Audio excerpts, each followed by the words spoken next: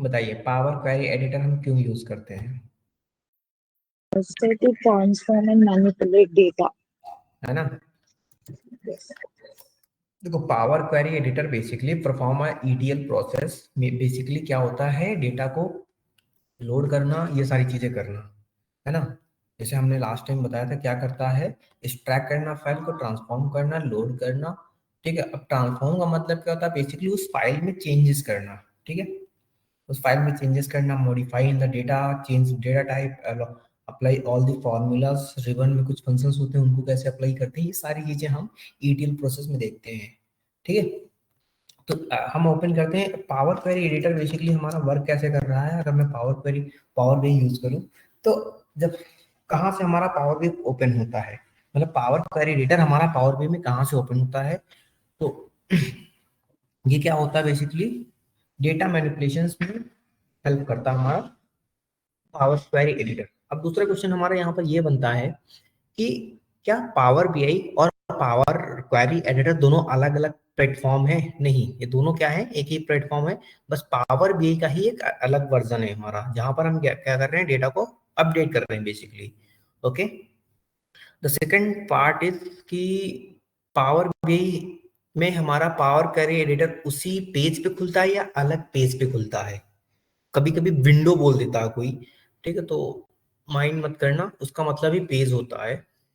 तो power BI में ही हमारा एक पेज ओपन, अलग नेक्स्ट पेज ओपन होता है।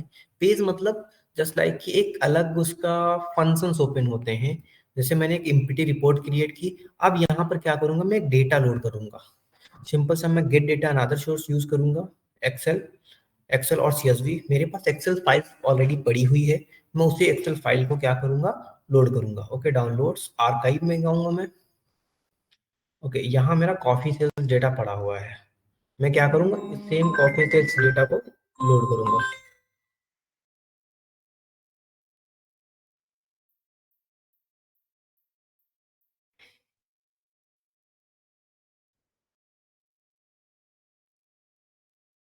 ओके, हम क्या करेंगे, जैसे ही लोड करेंगे इसके बाद ट्रांजेक्शन, मतलब हमारा जो टेबल है, ठीक है, हम यहाँ आएंगे और इसके बाद क्या होगा, हमारा ये टेबल सेलेक्ट हो जाएगा। ये टेबल क्या हो जाएगा, सेलेक्ट हो जाएगा। और इस सेलेक्ट होने के टेबल के बाद हम क्या करेंगे, हम डेटा देखेंगे कि क्या ये वैल्यू हमारा डेटा सेलेक्ट हो गया। अगर सही डेटा है तो हम इस डेटा को क्या करेंगे, अगर ये डेटा हमारा सही डेटा है तो इस डेटा को हम क्या कहेंगे, इस डेटा को हम लोड करके भेज देंगे। अगर मुझे जरा भी लगता है कि इस डेटा में कुछ भी चीजें चेंजेस करनी पड़ेंगी, चाहे वो डेट और टाइम का फॉर्मेट हो या किसी भी चीज का फॉर्मेट हो, हमें उसे चेंज करना पड़ेगा, तो हम उसके लिए कहाँ ले जाते हैं डेटा को, इस डेटा को हम ट्रांसफॉर्म डेटा में लेके जाते हैं।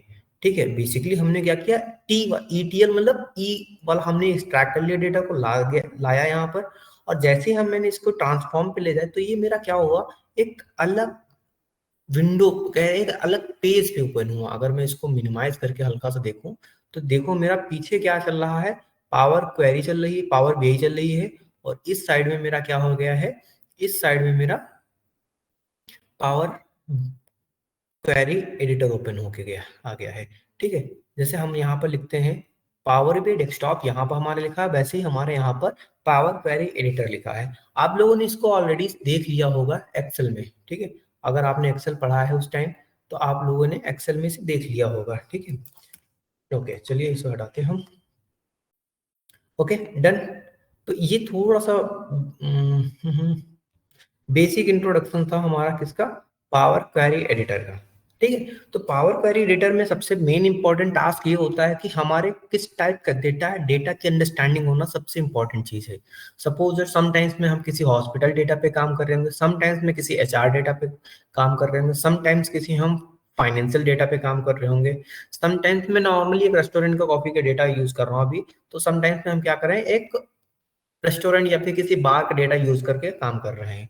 तो डिफरेंट डिफरेंट डेटा के अकॉर्डिंग आपको डिफरेंट डिफरेंट स्ट्रैटेजीज लगानी पड़ेंगी, उसके लिए डिफरेंट डिफरेंट माइंडसेट रखना पड़ेगा। जस्ट लाइक कि अगर हॉस्पिटल की डेटा की बात करूं, जो हॉस्पिटलिटी रिलेटेड से चीजें होंगी, आपको वो देखना पड़ेगा, वो आनी चाहिए। आपको फाइनेंस चीजें देखनी होंगी, फाइनेंस का अगर हम कोई काम कर रहे होंगे तो वहां पर फाइनेंस की कुछ चीजें हमें देखनी पड़ेंगी।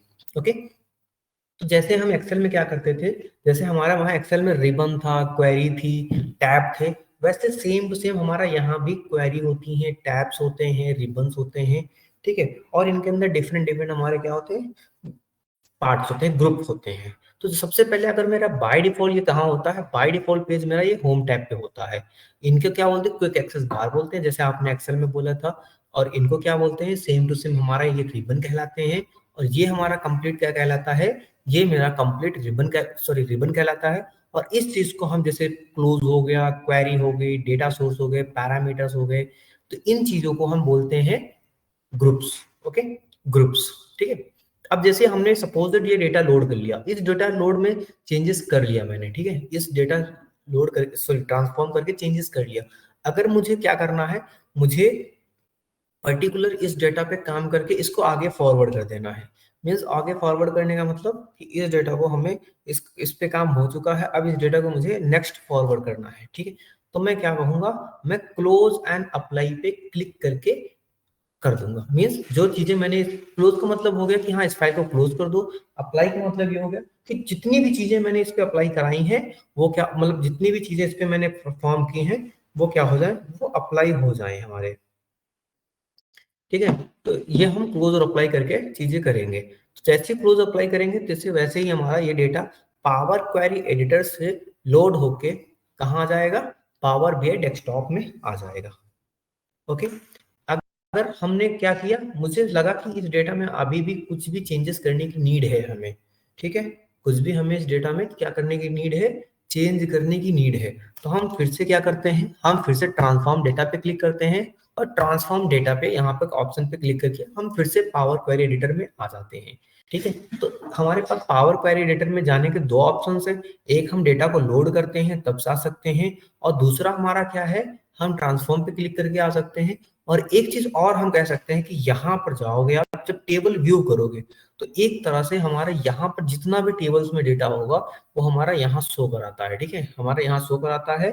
और आप इसके ले जाके यहाँ से भी हम जा सकते हैं। ओके, ओके, एडिट क्वेरी, ठीक है, हम यहाँ से भी आ सकते हैं। तो पावर बीआई में हमारे क्वेरी एडिटर पे जाने के लिए तीन तरीके हो गए बेसिकली। आप स्टार्टिंग में जा सकते हैं, आप ट्रांसफॉर्म डेटा पे करके जा सकते हैं, या फिर आप क्या कर सकते हैं, उस रिपोर्ट व्यू में आके, सॉरी टेबल व्यू में आके, टेबल व्यू में डेटा जो हमारी टेबल होगी उसके नाम पे राइट हैंड क्लिक पे उसके डॉट्स में क्लिक करके वहां पर हमारे क्वेरी एडिटर पे एक फंक्शन होता है, हम उस पर क्लिक करके हम यहाँ आ सकते हैं। तो ऐसे हमें पता चलता है कि हम इस जगह पे आने के तीन पाथ हो सकते हैं। चलिए ठीक है, तो हमें क्या होता है यहाँ पर क्लोज अप्लाई, सबसे पहला रिबन बॉक्स सबसे पहले ग्रुप में दे होता है क्लोज। क्लोज का मतलब इस फाइल को क्लोज करना बेसिकली, और क्या कर देना कि इसमें जितने भी चेंजेस हुए हैं उनको अप्लाई कर देना। तो यहाँ पर हमारे पास तीन ऑप्शन आते हैं, बाय डिफॉल्ट होता है क्लोज, एंड बाय डिफॉल्ट दूसरा होता है अप्लाई एंड क्लोज।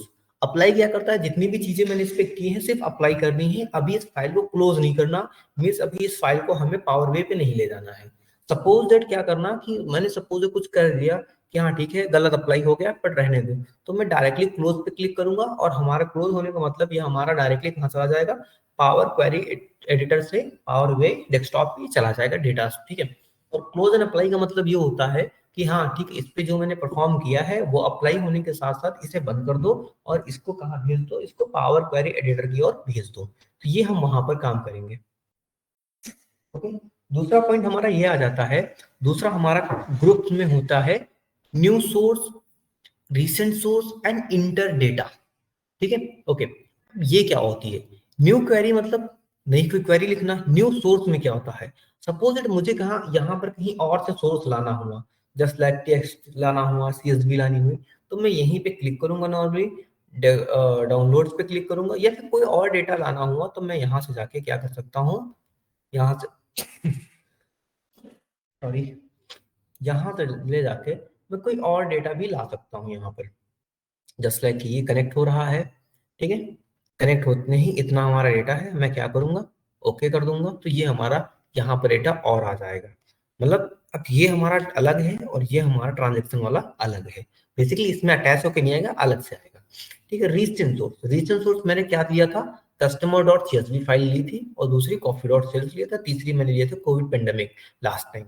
ठीक है। तो ये मेरा रिसेंट सोर्स दिखाता है कि आपने कहाँ कहाँ से डेटा लिया है। वो इंटर डेटा, अगर मैं चाहता हूँ कि मैं मैनुअली कोई डेटा को इंटर करना चाहूँ, मैनुअली मतलब कुछ भी डेटा को इंटर करना चाहूँ, तो मैं इंटर डेटा पे क्लिक करूंगा और मैनुअली मैं एक टेबल बनाऊंगा, जहां पर पहले टेबल का नाम सपोज मार्क्स आईडी रख दूंगा, मैं नेम रख दूंगा, मार्क्स रख दूंगा, सिटी, सिटी के साथ डेजिग्नेशन बोल दो, कंपनी नेम बोल दो, कंपनी नेम मैंने बोल दिया, कंपनी नेम के बाद डेजिग्नेशन बोल दूंगा,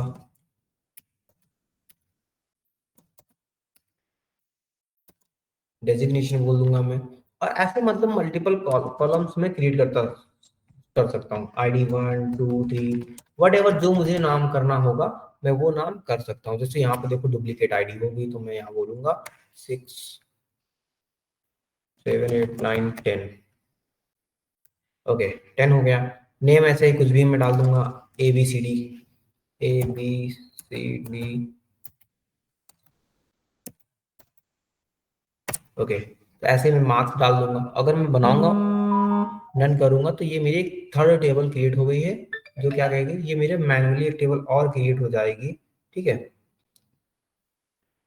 तो ये मेरी क्या हो गई, एक मैनुअली टेबल और क्रिएट हो गई है। तो हम यहाँ पर इंटर डेटा पे क्या कर सकते हैं, हम एक मैनुअली टेबल क्रिएट कर सकते हैं। सपोज मुझे इस टेबल को डिलीट करना हो तो मैं क्या करूंगा, इस टेबल पे राइट क्लिक करके, या फिर दूसरा पाथ होता है कि हाँ इसको हमें मुझे वहां ले ही नहीं जाना है तो कोई मतलब नहीं निकलेगा। ठीक है, तो इसको हम उस तरह से भी हटा सकते हैं डेटा को।